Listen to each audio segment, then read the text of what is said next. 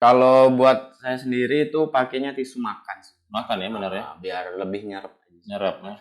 Banding tisu muka ya. Kalau tisu magic selesai. Makin keras.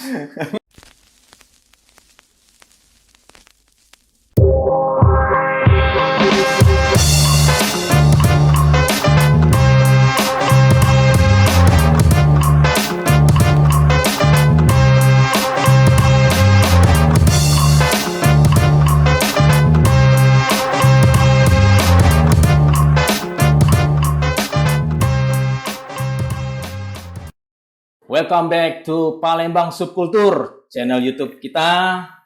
Jadi kita berada di sebuah ruangan. Ini tempat apa? Eksekusi room. Ini jam berapa nih kira-kira? Siang menuju sore ya? Siang menuju sore. Oke. Jadi sebelah kiri kita ini karena kita datang ke tempatnya nih. Namanya Kiki. Ya. Aslinya Ki, siapa Ki?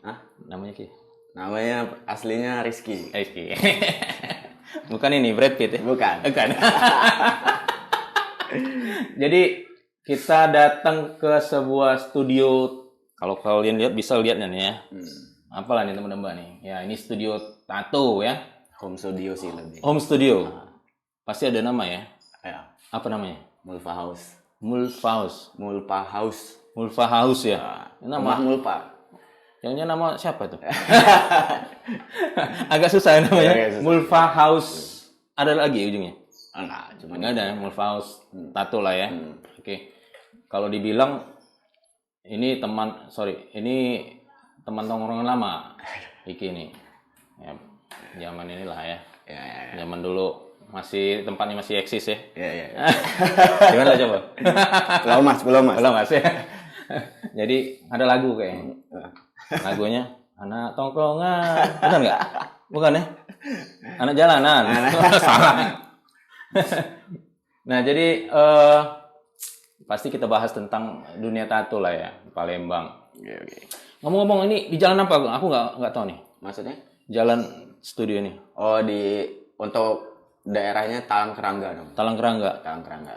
Cuman kulihat tadi ada nama lorong yang Lorong Dharma Bakti. Dharma Bakti ya. Lorong Dharma Bakti. Ada kayak bedeng-bedeng nomor 6 ya. Cuman kemarin pindah. Yang kucing beranaknya. Tapi ya udahlah. Yang penting eksis, ya bisnis jalan ya. Amin. Jadi Ki, Mulfa House. Nah, benar ini udah. Mulfa House ini kapan kira-kira mulai bisnis Ki?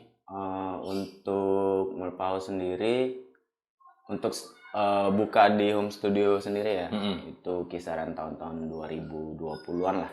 2020? Iya. Bulan-bulannya berapa? Kisaran pertengahan tahun lah, kayak Agustus kalau nggak salah. Agustus ya? Iya, Agustus. Berarti langsung resmi ada nama Mulfa House. Jadi kita sebagai pendiri dan artis tatonya berarti ya? Ya bisa dibilang begitu. Malu-malu. Malu-malu meong ya. Tukang tato sih lebihnya. Oh iya, Kang Tato. Iya, Kang Tato. Kang Tato ya. Oke. Lebih agak inilah. Mungkin agak ngerendah dia. Nah Ki, dari 2020 sekarang 2022 pasti banyak lah ya apa dibilang nih, pasien apa klien lah. Klien ya, klien. Udah banyak lah kliennya. Ya, syukur ya. Cewek cowok lah ya. Cowok cewek. Ya cewek. Yang itu keluarnya juga boleh. Boleh, terima semua aja. Terus kebanyakan apa tuh ya? Sebelum ke situ, sorry. Apa tuh kalau dibilang untuk sebagai tukang tato yang dibilang tadi. Lebih ke tukang tato buat tukang sekarang tato ya. Mungkin ya. Pasti kan gambar lah ya. Nah, kalau kalian lihat itu kan gambar-gambar ini banyak kan ini tangkurak nih.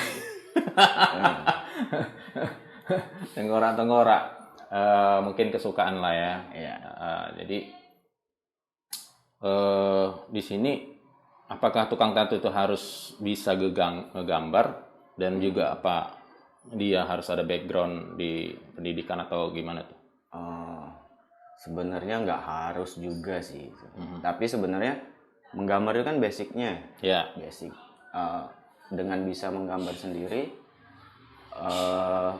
itu lebih mempermudah kita untuk mengerjakan sebuah proses tato. Proses tato ya. Jadi kita tahu pola-polanya seperti apa. Ya basic menggambar itu menurut saya sih lebih ya cukup dibutuhkan lah. Cukup dibutuhkan. Walaupun sekarang sudah banyak media-media untuk mempermudah seperti itu tanpa harus bisa menggambar pun juga bisa. Benar. Tapi sebenarnya kalau untuk menggambar sebenarnya untuk mempermudah kita sendiri sebenarnya. Benar. Alat bantu ya. Kayak kalau misalnya ngedrawing ada. Iya, jadi kalau kita punya kayak kita belajar drawing itu kita bisa tahu nih bentuk sebuah objek itu seperti apa. Oke. Dan itu sangat mempermudah kita ketika kita sudah menguasai beberapa objek yang harus kita kerjakan. Yang harus dieksekusi. Jadi butuh nggak butuh ya menurut saya butuh sih. Oke. Tapi kebetulan kemarin kan dengar-dengar sempat sekolah juga ya? Iya, sempat sekolah ya. Di seberang ya? Iya, di seberang. Di California bukan? Jadi tukang tato meskipun nggak ada pendidikan, pokoknya dia bisa gambar lah ya intinya kan? Karena buat gambar itu nggak harus sekolah sih. Iya. Karena menggambar itu bisa dipelajarin di luar itu semua. Oke.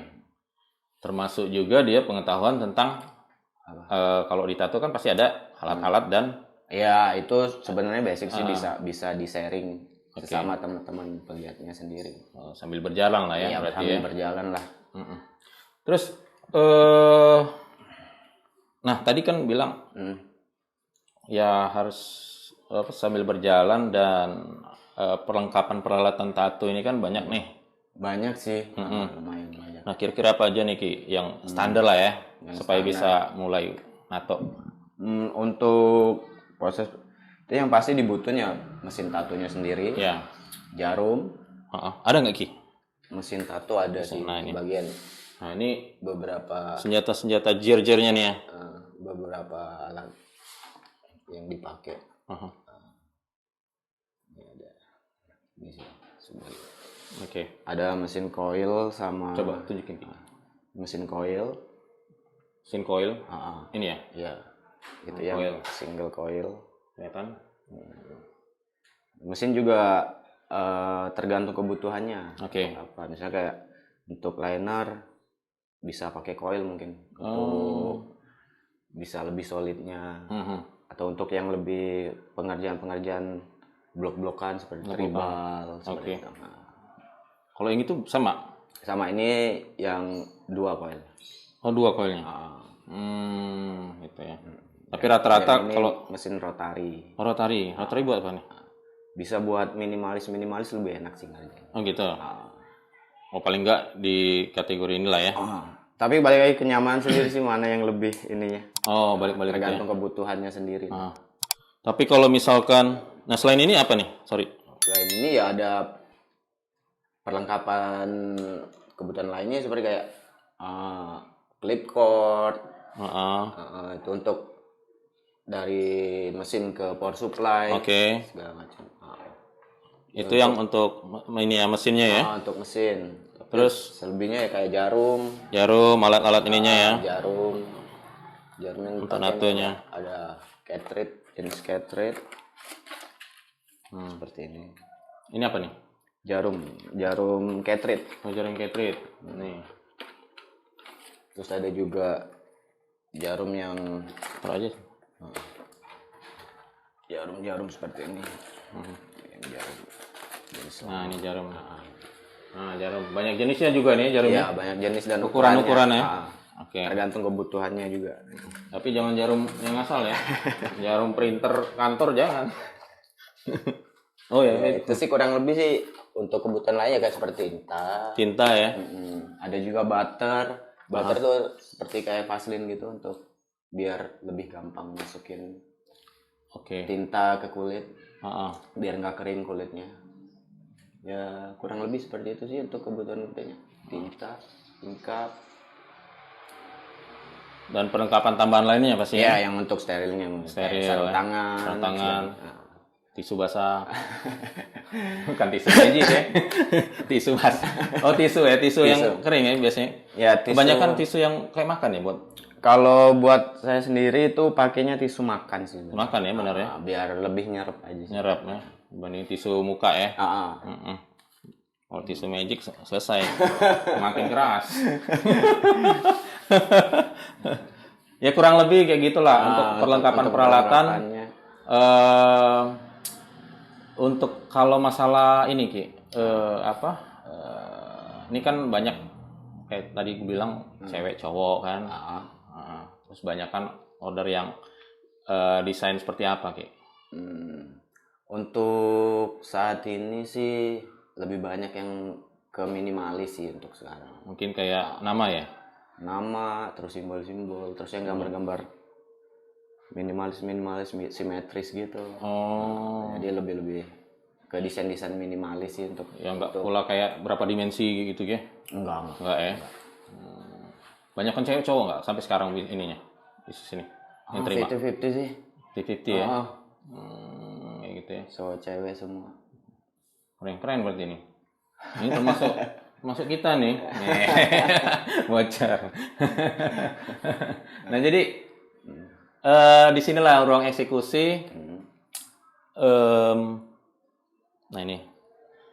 Tapi kalau kemarin selain di studio ada bisa kita terima juga nggak kalau misalnya panggilan? Terima dulu sih masih ya. Kalau sekarang kayaknya mending di sini. Mending di sini ya.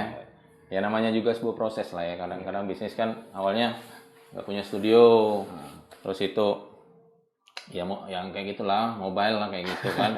Tapi kan itu kan ada kemarin kayak misalnya zaman pas ini kan masih corona ya. Pas corona kan bener kan? Kadang-kadang nggak yang ada juga ya kayak itu kan. Ada sih waktu di masa-masa itu ada. Ada kan? Ada. Sampai bisnis itu kan mobile semua kan? Potong rambut juga kan kayak gitu kan? Bener kan? Kemarin memang kita panggilan ya. Iya, sempat kerjain panggilan juga. Nah, ini apa Ki? Dari tempat ini kan studio ini, ada nggak semacam apa standarisasi lah, supaya untuk kenyamanan klien kita lah pada saat tato. Gimana sih apa tuh selain studio lah ya? Studio ini kan istilahnya sebuah ruangan kita jadikan sesuai untuk proses pengerjaannya. Apalah, enggak maksudnya nggak harus ini kan tadi kan mobile nih, sekarang udah studio. Kira-kira settingannya seperti apa nih? Ada apa ininya? Sebenarnya kalau mau ngomong studio yang paling nyaman ya harus proper lah ya. Proper lah ya. Mungkin bisa pakai AC, ya. segala macam untuk kebutuhan itu. Tapi untuk saat ini ya karena kita masih home studio, ya. Segini aja dulu. Paling nggak ada nilai ya tempatnya. Ya, penting ada untuk bed dan beberapa alat-alat yang lain. Ini kayak tempat yang dikira ini apa? Buka klinik ini kesehatan. Terus ini apa nih? Aku ini penasaran ini apalah yang dilihat ini. Apa bang? Masalah nih nato lah ya, tenisnya lah, kita bicara tenis. Tenis. Jadi kira-kira ada nggak prosedur atau tahapan-tahapan misalnya orang mau ngorder tato sebelumnya gimana tuh? Untuk itu biasanya sih disarankan untuk konsultasi dulu lah. Konsultasi dulu sebelum eksekusi ya. Sebelum eksekusi. Jadi kita bisa siapin gambar apa yang dibutuhin, terus posisinya di mana. Jadi ketika eksekusi kita udah nggak banyak buang waktu lagi. Benar. Untuk itu. Jadi dan benar-benar udah yakin nih dengan desain seperti ini dan posisinya di sini, letakkan apa, kata letaknya di mana. Jadi lebih mempermudah. Jadi benar-benar disarankan kalau bisa sih konsultasi dulu sebelum. Konsultasi ya. Konsultasi dulu. Kadang-kadang pengen apa kayak gitu kan. Jadi kayak misalnya, saya pengen gambarnya seperti ini atau tapi sejauh ini masih banyak yang klien yang datang itu mereka punya gambar sendiri, Iya, bawa sendiri dan kayak saya pengen gambar seperti ini. Ya kita coba diskusikan seperti apa untuk tata letaknya dan juga mungkin ada modifikasi dari gambar yang ada seperti itu. Jadi sebenarnya lebih enak seperti itu daripada harus ngambil gambar dari internet langsung dieksekusi di badan kan sayang. Berarti nah benar. Jadi kan ada konsultasi itu di dalamnya pasti biasanya kan pertama-tama pernah tato nggak ya? Oh ya banyak sih sebenarnya, kayak kita juga tahu dia punya kayak basic penyakit kulit atau apa. Oh, dari segi kesehatan tetap kita tanya ya. Tanyain, jadi kayak entah dia punya kayak apa sejarah keloid atau Keloid, apa. ya. Itu kan sayang tuh kalau harus dipaksain juga harus dikerjain gitu. Hasilnya juga pasti bisa nggak maksimal. Pasti ya tetap dipikirkan ya sisi kesehatan. Termasuk tensi lah ya kali ya. Ya itu siapa mungkin tahu. Ya standarnya kalau bisa sih dalam pas proses pengerjaannya juga kondisi yang ditato juga kalau bisa tanpa dibawa pengaruh apa-apa ya. Relax ya. Jadi kayak tanpa pengaruh alkohol, tanpa pengaruh apapun yang inilah. Tapi kan kalau memang kan ya bicara pasti kan tahu lah ya. Ada yang kayak penularan seperti itu kan. Memang kan kalau sebuah proses yang harus agak detail kesehatan ya agak ini ya, nggak kelihatan kadang-kadang. Kita lihat orang itu pas si klien itu tenang-tenang aja kan. Cuman nggak tahu ada histori yang kayak gitu kan. Nah yang pasti untuk menghindarin itu pasti ya kita pakai alat yang juga ya kan. Steril juga ya. Untuk pengerjaan kita pakai alat-alat yang steril juga. Steril ya.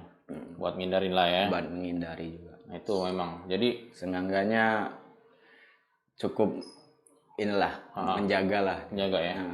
Jadi Mulfahaus ini ya buat kalian-kalian yang jangan dikira tato itu kotor untuk yang alat jarumnya. Enggak, untuk semua alat kayak kebutuhan jarum, inkap segala macam, tinta itu semua sekali pakai, enggak dipakai berulang kali. Segel lah ya.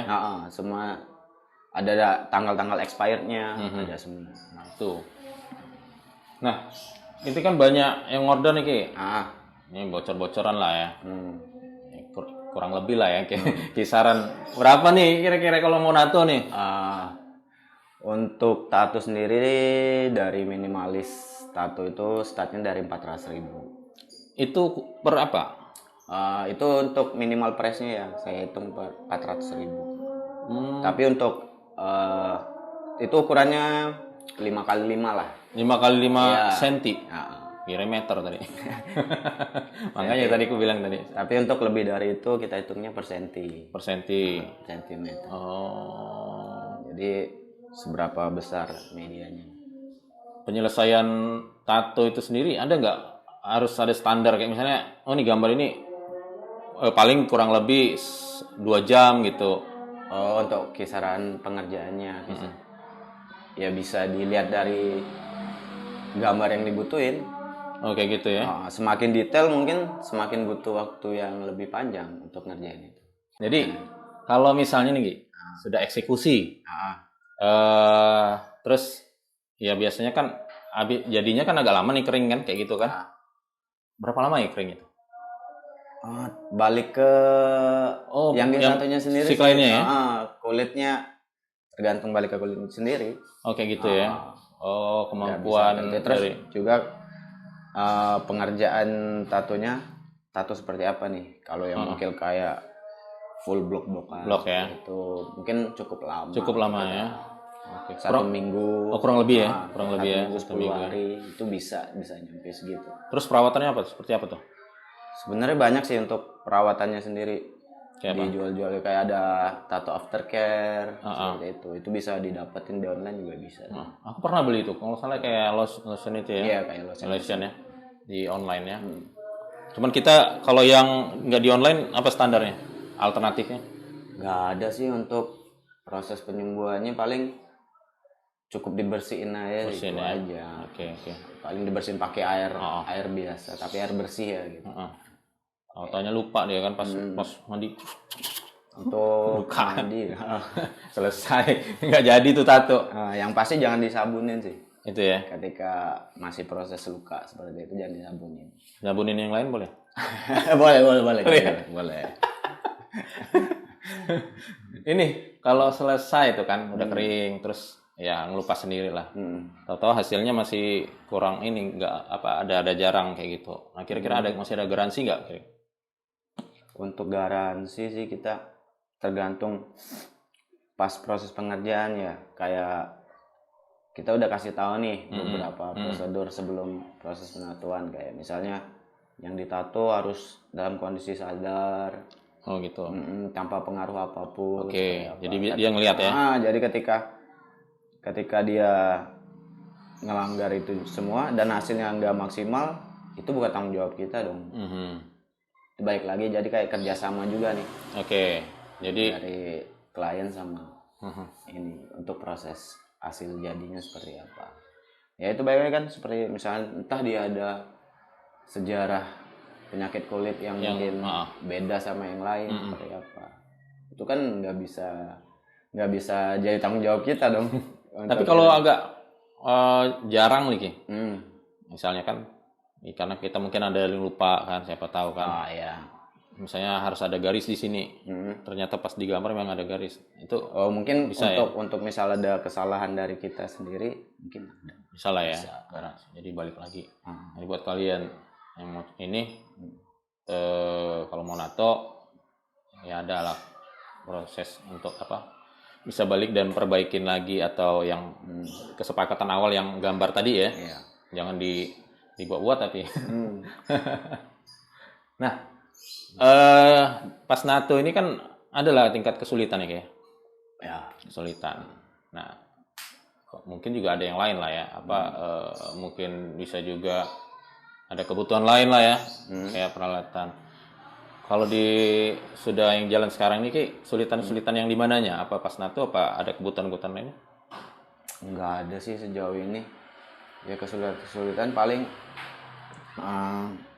mungkin ada di beberapa posisi tubuh yang agak susah gitu. Jadi kayak misalnya posisi seperti sikut seperti apa itu kan itu mungkin agak sedikit ada beberapa daerah sini yang mungkin butuh pengerjaannya mungkin sedikit ekstra untuk sedikit ditarik karena di sini bagian-bagian kulit yang sedikit ini susah untuk masukin tinta. Mungkin yang agak-agak yang apa tuh lipatan ya kali ya? Ya seperti itu. Dan itu juga kadang kayak proses posisi lipatan itu kadang itu hasilnya juga kadang nggak bisa maksimal kadang. Pasti karena posisi kayak bergerak terus. Ya.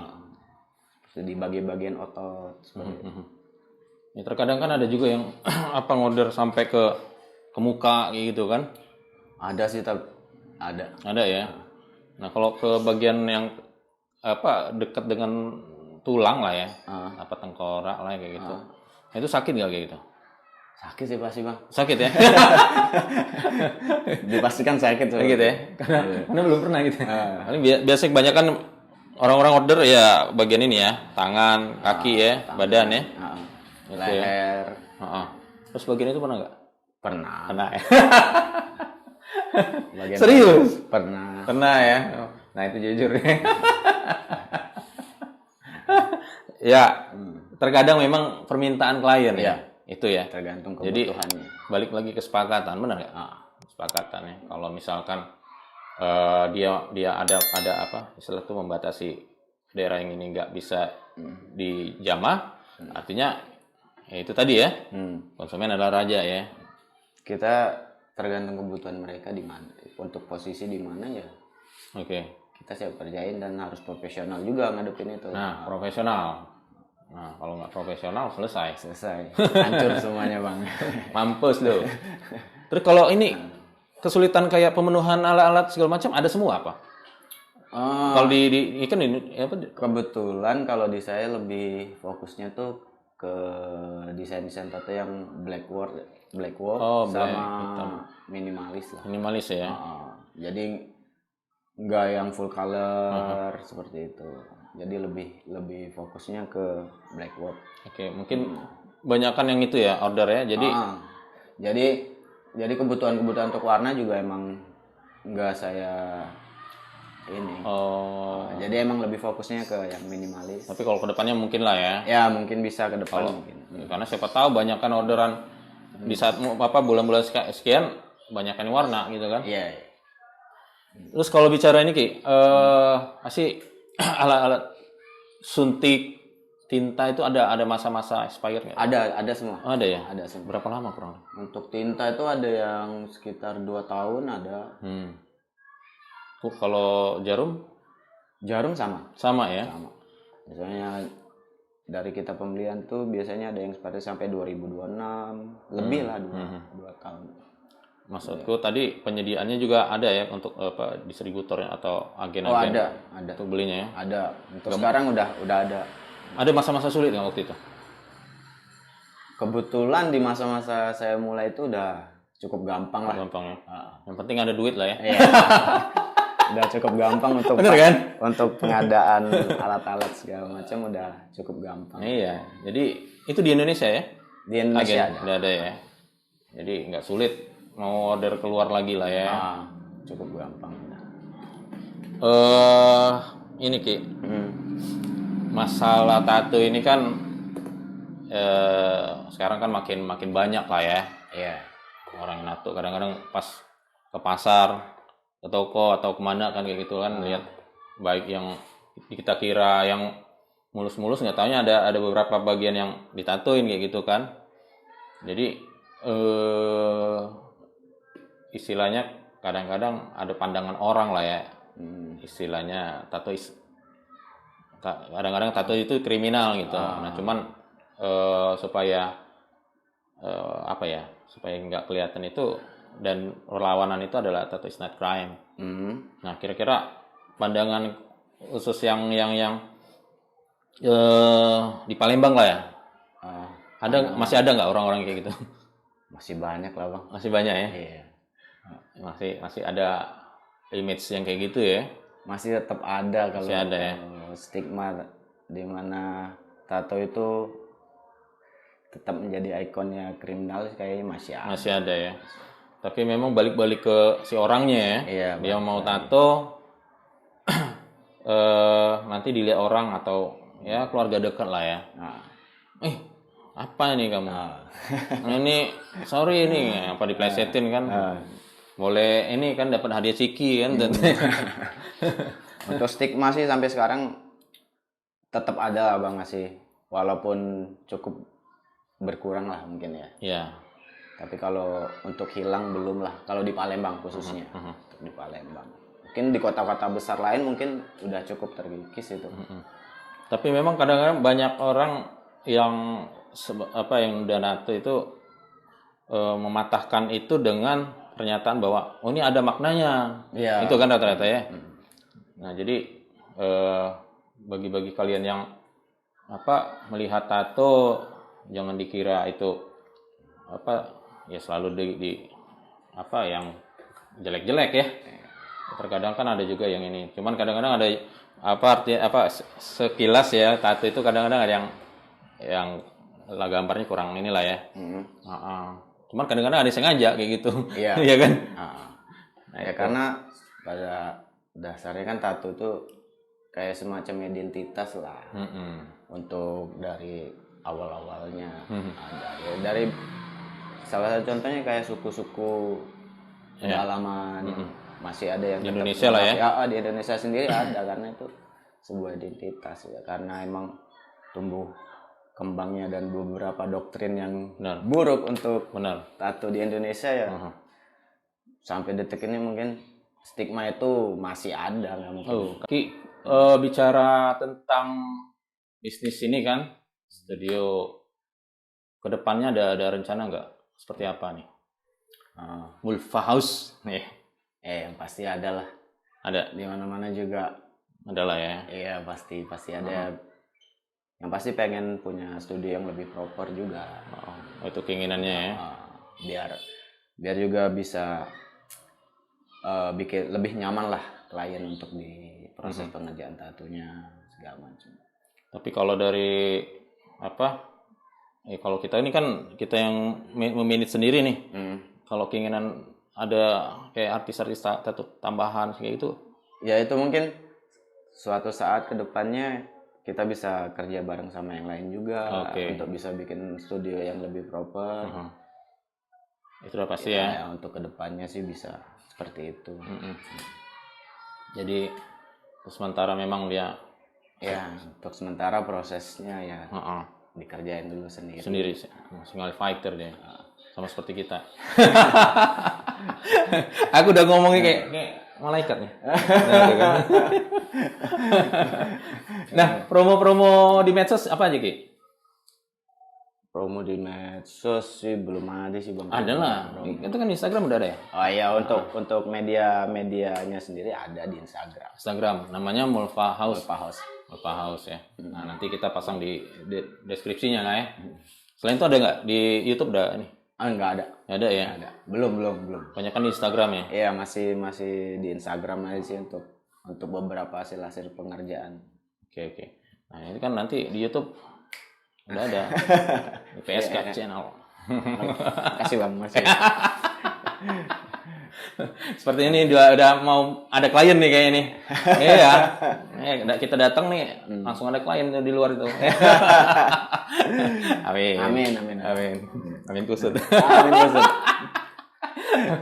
Makasih Ki sudah menyediakan waktu dan tempatnya dan ruangan udah oke punya dan pengetahuan tentang tato dan bisnis tato ini sendiri. Makasih. Maju terus, Mulfa House. Makasih Bang.